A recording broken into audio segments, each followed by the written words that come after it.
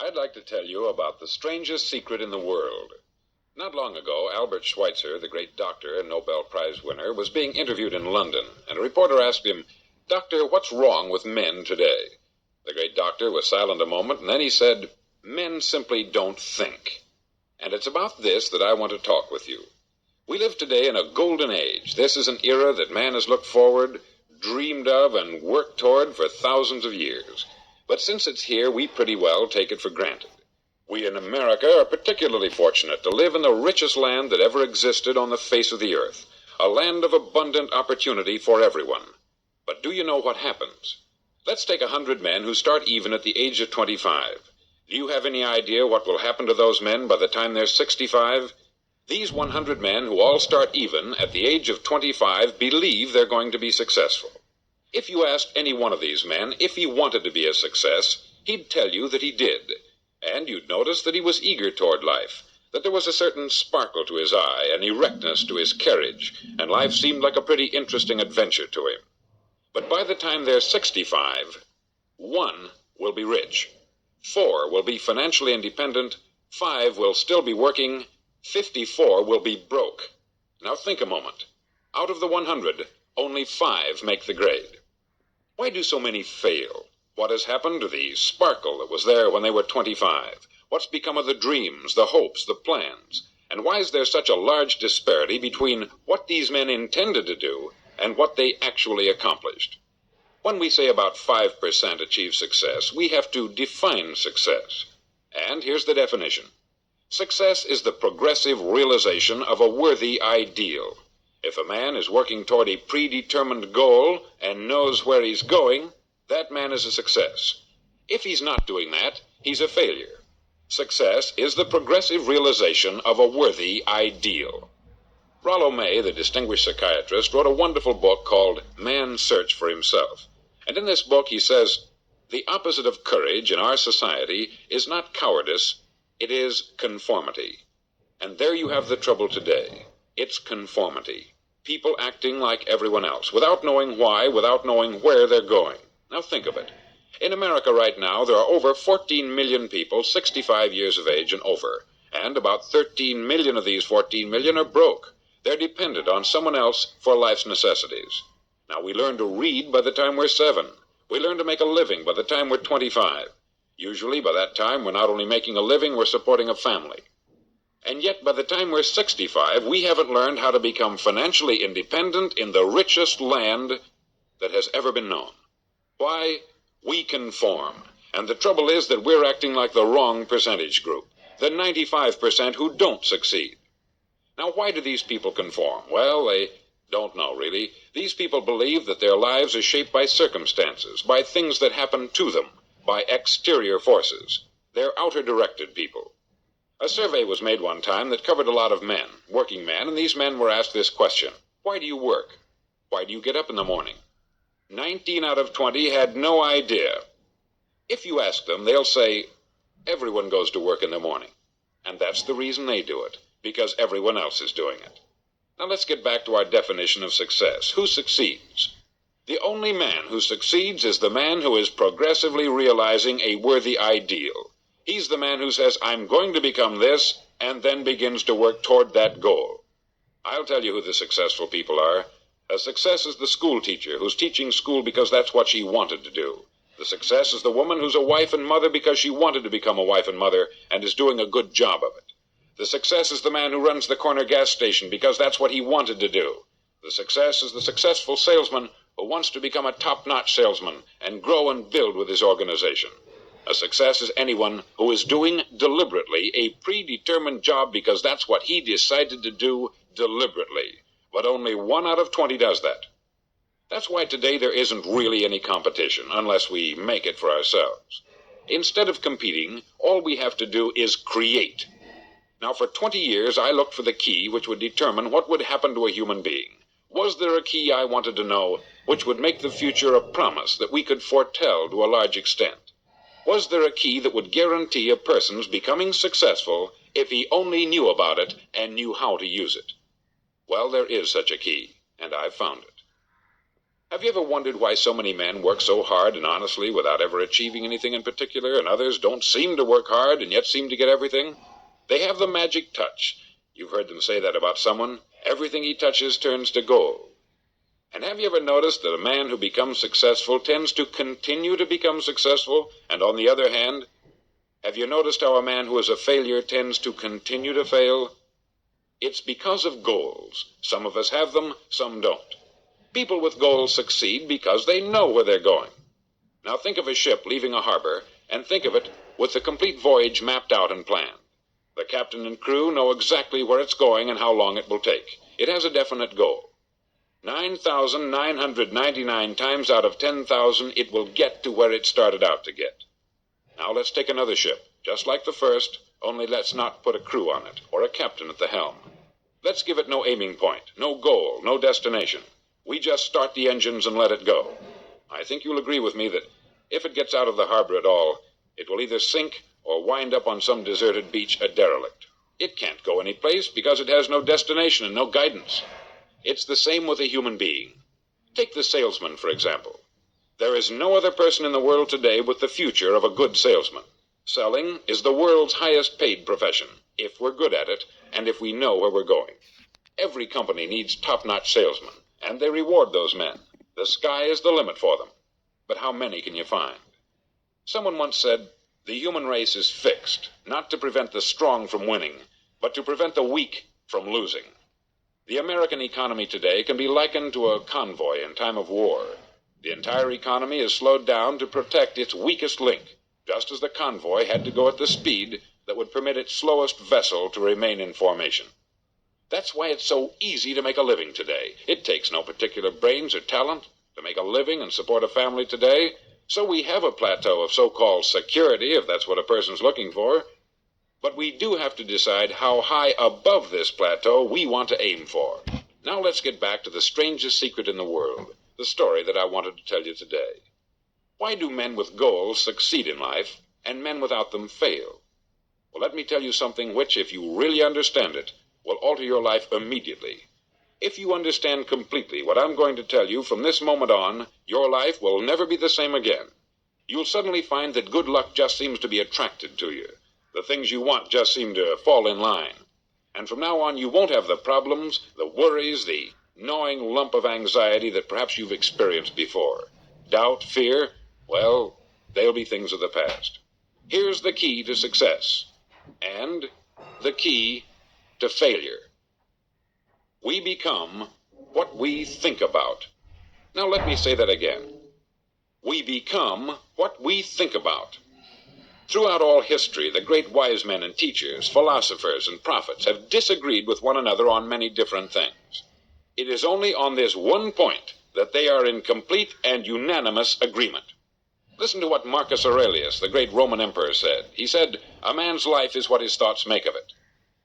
Disraeli said this, "Everything comes if a man will only wait. I have brought myself by long meditation to the conviction that a human being with a settled purpose must accomplish it, and that nothing can resist a will that will stake even existence for its fulfillment."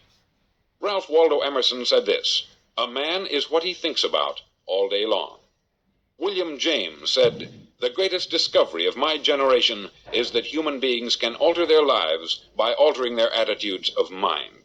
And he also said, "We need only in cold blood act as if the thing in question were real, and it will become infallibly real by growing into such a connection with our life that it will become real.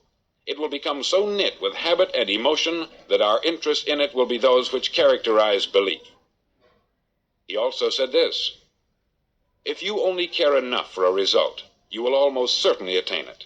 If you wish to be rich, you will be rich. If you wish to be learned, you will be learned. If you wish to be good, you will be good. Only you must then really wish these things, and wish them exclusively, and not wish at the same time 100 other incompatible things just as strongly." In the Bible you read, in Mark 9:23, "If thou canst believe, all things are possible to him that believeth."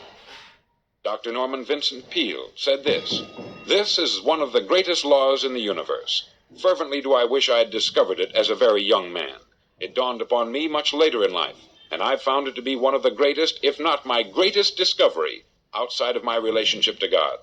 And the great law, briefly and simply stated, is that if you think in negative terms, you'll get negative results. If you think in positive terms, you will achieve positive results. That is the simple fact which is at the basis of an astonishing law of prosperity and success. In 3 words, believe and succeed. William Shakespeare put it this way: our doubts are traitors, and make us lose the good we oft might win by fearing to attempt. George Bernard Shaw said, people are always blaming their circumstances for what they are. I don't believe in circumstances. The people who get on in this world are the people who get up and look for the circumstances they want, and if they can't find them, make them. Well, it's pretty apparent, isn't it? And every person who discovered this for a while believed that he was the first one to work it out. We become what we think about. Now, it stands to reason that a person who's thinking about a concrete and worthwhile goal is going to reach it, because that's what he's thinking about. And we become what we think about. Conversely, the man who has no goal, who doesn't know where he's going, and whose thoughts must therefore be thoughts of confusion and anxiety and fear and worry, becomes what he thinks about. His life becomes one of frustration, fear, anxiety, and worry. And if he thinks about nothing, he becomes nothing. Now, how does it work? Why do we become what we think about? Well, I'll tell you how it works as far as we know. Now, to do this, I want to tell you about a situation that parallels the human mind. Suppose a farmer has some land, and it's good, fertile land. Now, the land gives the farmer a choice. He may plant in that land whatever he chooses. The land doesn't care. It's up to the farmer to make the decision. Now, remember, we're comparing the human mind with the land, because the mind, like the land, doesn't care what you plant in it. It will return what you plant, but it doesn't care what you plant. Now, let's say that the farmer has 2 seeds in his hand.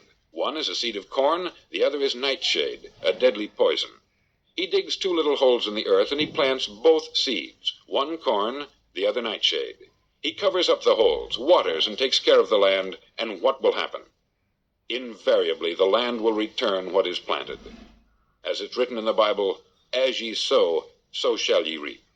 Remember, the land doesn't care. It will return poison in just as wonderful abundance as it will corn.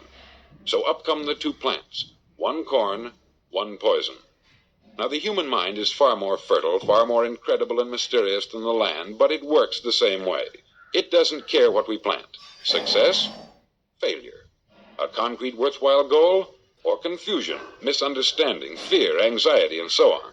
But what we plant, it will return to us. You see, the human mind is the last great unexplored continent on the earth. It contains riches beyond our wildest dreams. It will return anything we want to plant. Now, you might say, well, if that's true, why don't people use their minds more? Well, I think they've figured out an answer to that, too. Our mind comes as standard equipment at birth. It's free. And things that are given to us for nothing, we place little value on. Things that we pay money for, we value. The paradox is that exactly the reverse is true. Everything that's really worthwhile in life came to us free. Our mind, our soul, our body, our hopes, our dreams, our ambitions, our intelligence, our love of family and children and friends. All these priceless possessions are free, but the things that cost us money are actually very cheap and can be replaced at any time. A good man can be completely wiped out and make another fortune. He can do that several times. Even if our home burns down, we can rebuild it, but the things we got for nothing, we can never replace. The human mind isn't used merely because we take it for granted. Familiarity breeds contempt. It can do any kind of job we assign to it, but generally speaking, we use it for little jobs instead of big important ones. Universities have proved that most of us are operating on about 10% of our abilities. Decide now. What is it you want? Plant your goal in your mind. It's the most important decision you'll ever make in your entire life. Do you want to be an outstanding salesman, a better worker at your particular job? Do you want to go places in your company, in your community? All you've got to do is plant that seed in your mind. Care for it. Work steadily toward your goal, and it will become a reality. It not only will, there's no way that it cannot. You see, that is a law, like the laws of Sir Isaac Newton, the laws of gravity. If you get on top of a building and jump off, you'll always go down. You'll never go up. And it's the same with all the other laws of nature. They always work. They're inflexible. Think about your goal in a relaxed, positive way. Picture yourself in your mind's eye as having already achieved this goal. See yourself doing the things you will be doing when you've reached your goal. Ours has been called the phenobarbital age, the age of ulcers and nervous breakdowns. At a time when medical research has raised us to a new plateau of good health and longevity, far too many of us worry ourselves into an early grave trying to cope with things in our own little personal ways, without learning a few great laws that will take care of everything for us. These things we bring on ourselves through our habitual way of thinking. Every one of us is the sum total of his own thoughts. He is where he is because that is exactly where he really wants to be, whether he'll admit that or not. Each of us must live off the fruit of his thoughts in the future, because what you think today and tomorrow, next month and next year, will mold your life and determine your future. You're guided by your mind. I remember one time I was driving through Arizona and I saw one of those giant earth-moving machines roaring along the road at about 35 miles an hour with what looked like 20 tons of dirt in it, a tremendous, incredible machine, and there was a little man perched way up on top with the wheel in his hands guiding it. And as I drove along, I was struck by the similarity of that machine to the human mind. Just suppose you're sitting at the controls of such a vast source of energy. Are you going to sit back and fold your arms and let it run itself into a ditch? Or are you going to keep both hands firmly on the wheel and control and direct this power to a specific, worthwhile purpose? It's up to you. You're in the driver's seat. You see, the very law that gives us success is a two-edged sword. We must control our thinking. The same rule that can lead a man to a life of success, wealth, happiness, and all the things he's ever dreamed of for himself and his family, that very same law can lead him into the gutter. It's all in how he uses it, for good or for bad. This is the strangest secret in the world. Now, why do I say it's strange, and why do I call it a secret? Actually, it isn't a secret at all. It was first promulgated by some of the earliest wise men, and it appears again and again throughout the Bible. But very few people have learned it, understand it. That's why it's strange, and why, for some equally strange reason, it virtually remains a secret. I believe that you could go out and walk down the main street of your town and ask one man after another what the secret of success is, and you probably wouldn't run into one man in a month who could tell you. Now, this information is enormously valuable to us, if we really understand it and apply it. It's valuable to us not only for our own lives, but the lives of those around us, our family, employees, associates, and friends. Life should be an exciting adventure. It should never be a bore. A man should live fully, be alive. He should be glad to get out of bed in the morning. He should be doing a job he likes to do because he does it well. One time I heard Grove Patterson make a speech, the editor-in-chief of the Toledo Daily Blade, and as he concluded his speech, he said something that I've never forgotten. He said something like this: "My years in the newspaper business have convinced me of several things, among them that people are basically good, and that we came from someplace, and we're going someplace. So we should make our time here an exciting adventure. The architect of the universe didn't build a stairway leading nowhere. And the greatest teacher of all, the carpenter from the plains of Galilee, gave us the secret time and time again. As ye believe, so shall it be done unto you." I've explained the strangest secret in the world and how it works. Now I want to explain how you can prove to yourself the enormous returns possible in your own life by putting this secret to a practical test. I want you to make a test that will last 30 days. Now, it isn't going to be easy. If you'll give it a good try, it will completely change your life for the better. Back in the 17th century, Sir Isaac Newton, the English mathematician and natural philosopher, gave us some natural laws of physics which apply as much to human beings as they do to the movement of bodies in the universe. Now, one of these laws is that for every action, there is an equal and opposite reaction. Simply stated, as it applies to you and me, it means we can achieve nothing without paying the price. The results of your 30-day experiment will be in direct proportion to the effort you put forth. To be a doctor, you must pay the price of long years of difficult study. To be successful in selling, and remember that each of us succeeds to the extent of his ability to sell, selling our families on our ideas, selling education in schools, selling our children on the advantages of living the good and honest life, selling our associates and employees on the importance of being exceptional people, to, of course, the profession of selling itself. But to be successful in selling our way to the good life, we must be willing to pay the price. Now, what is that price? Well, it's many things. First, it's understanding emotionally, as well as intellectually, that we literally become what we think about, that we must control our thoughts if we're to control our lives. It's understanding fully that, as ye sow, so shall ye reap. Secondly, it's cutting away all the fetters from the mind and permitting it to soar as it was divinely designed to do. It's the realization that your limitations are self-imposed, and that the opportunities for you today are enormous beyond belief. It's rising above narrow-minded pettiness and prejudice. Thirdly, to use all your courage to force yourself to think positively on your own problem, to set a definite and clearly defined goal for yourself, to let your marvelous mind think about your goal from all possible angles, to let your imagination speculate freely upon many different possible solutions, to refuse to believe there are any circumstances sufficiently strong to defeat you in the accomplishment of your purpose, to act promptly and decisively when your course is clear, and to keep constantly aware of the fact that you are, at this moment, standing in the middle of your own acre of diamonds, as Russell Conwell used to point out. Fourth, save at least 10% of what you earn. It's also remembering that no matter what your present job, it has enormous possibilities if you're willing to pay the price. Now let's just go over the important points in the price each of us must pay to achieve the wonderful life that can be ours. It is, of course, worth any price. 1, you will become what you think about. 2, remember the word imagination. Let your mind soar. 3, courage. Concentrate on your goal every day. 4, save 10% of what you earn. And action. Ideas are worthless unless we act on them. Now I'll try to outline the 30-day test I want you to make. Now keep in mind that you have nothing to lose by making this test, and everything you could possibly want to gain. There are 2 things that may be said of everyone. Each of us wants something, and each of us is afraid of something.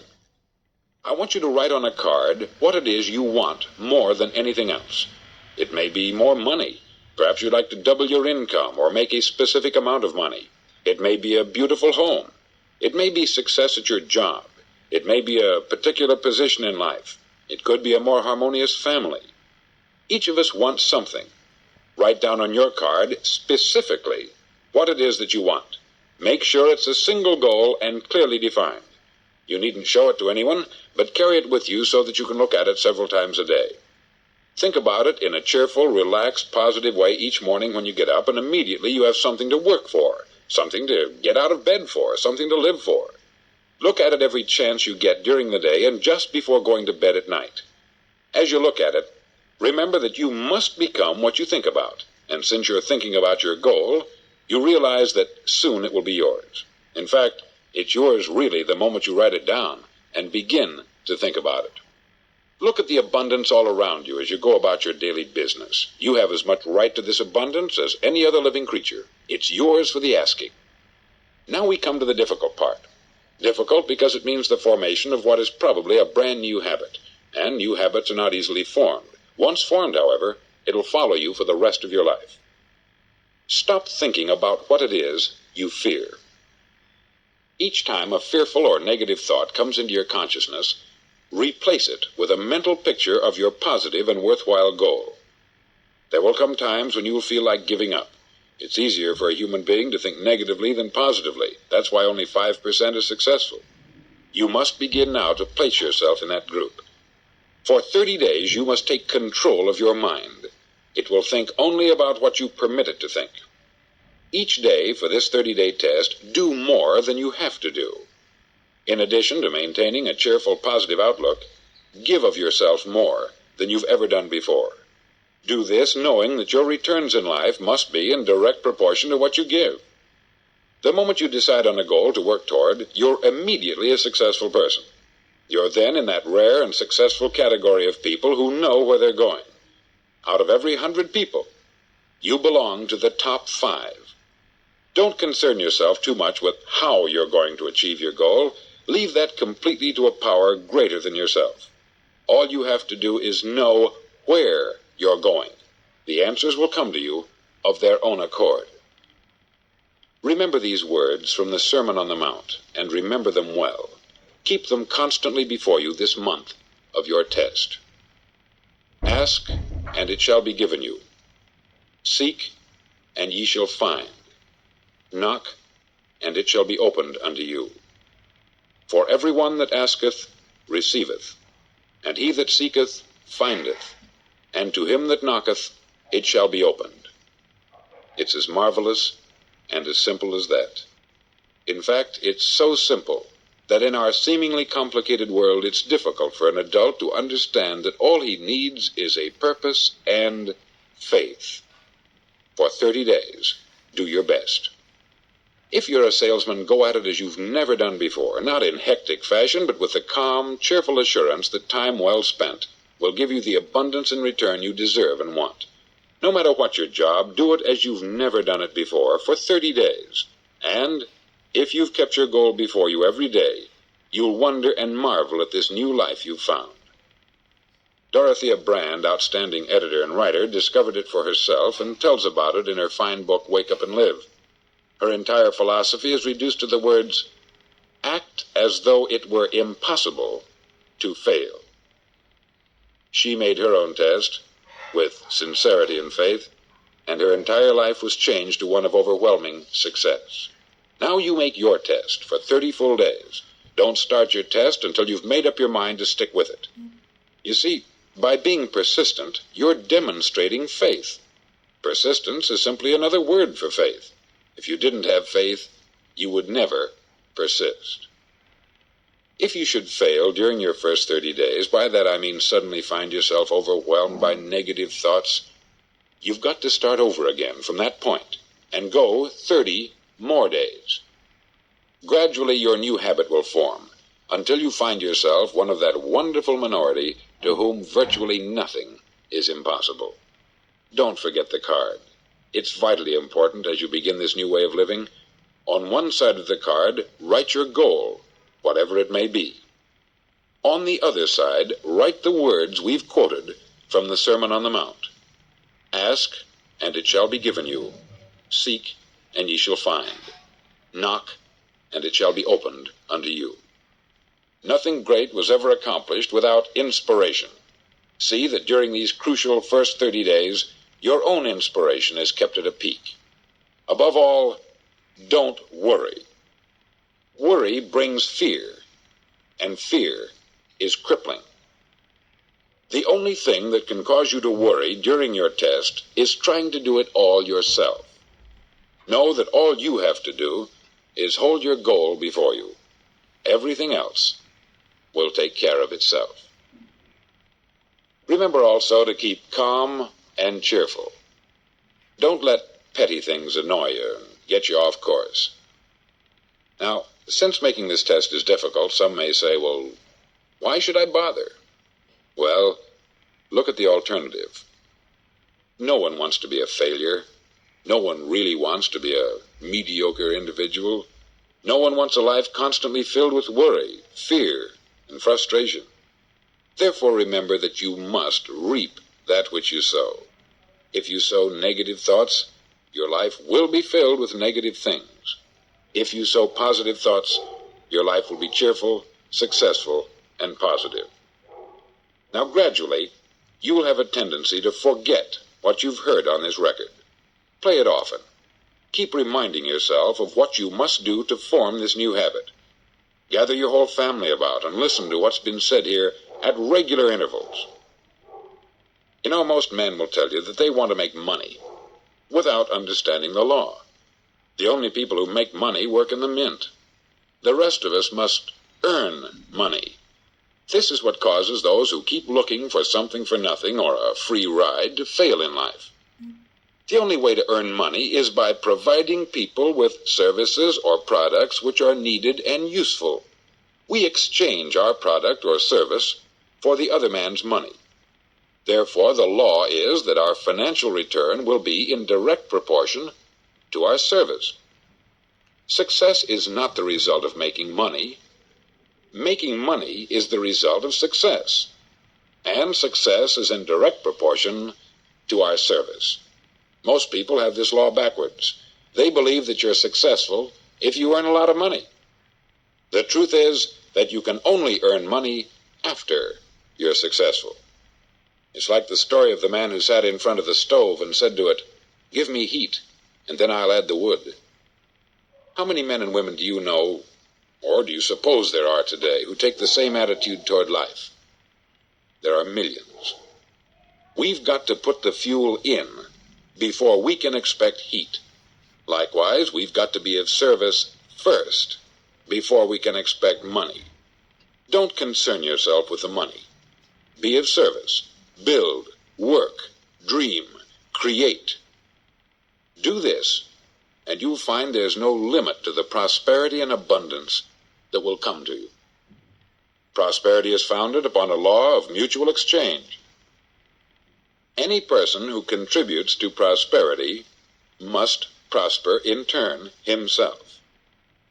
Sometimes the return will not come from those you serve, but it must come to you from someplace, for that is the law. For every action, there is an equal and opposite reaction. As you go daily through your 30-day test period, remember that your success will always be measured by the quality and quantity of service you render, and money is a yardstick for measuring this service. No man can get rich himself unless he enriches others. There are no exceptions to a law. You can drive down any street in America and from your car estimate the service that's being rendered by the people living on that street. Had you ever thought of this yardstick before? It's interesting. Some, like ministers and priests and other devoted people, measure their returns in the realm of the spiritual, but again, their returns are equal to their service. Once this law is fully understood, any thinking person can tell his own fortune. If he wants more, he must be of more service to those from whom he receives his return. If he wants less, he has only to reduce this service. This is the price you must pay for what you want. If you believe you can enrich yourself by deluding others, you can only end by deluding yourself. It may take some time, but just as surely as you breathe, you'll get back what you put out. Don't ever make the mistake of thinking you can avert this. It's impossible. The prisons and the streets where the lonely walk are filled with people who tried to make new laws just for themselves. We may avoid the laws of man, but there are greater laws that cannot be broken. An outstanding medical doctor recently pointed out 6 steps that will help you realize success. 1. Set yourself a definite goal. 2. Quit running yourself down. 3. Stop thinking of all the reasons why you cannot be successful, and instead think of all the reasons why you can. 4. Trace your attitudes back through your childhood and try to discover where you first got the idea you couldn't be a success, if that's the way you've been thinking. 5. Change the image you have of yourself by writing out a description of the person you would like to be. And 6. Act the part of the successful person you have decided to become. The doctor who wrote those words is a noted West Coast psychiatrist, David Harold Fink, M.D. Do what all experts since the dawn of recorded history have told you you must do. Pay the price by becoming the person you want to become. It's not nearly as difficult as living unsuccessfully. Make your 30-day test. Then repeat it. Then repeat it again. Each time it will become more a part of you until you'll wonder how you could ever have lived any other way. Live this new way, and the floodgates of abundance will open and pour over you more riches than you may have dreamed existed. Money? Yes, lots of it. But what's more important, you'll have peace. You'll be in that wonderful minority who lead calm, cheerful, successful lives. Start today. You have nothing to lose, but you have a life to win.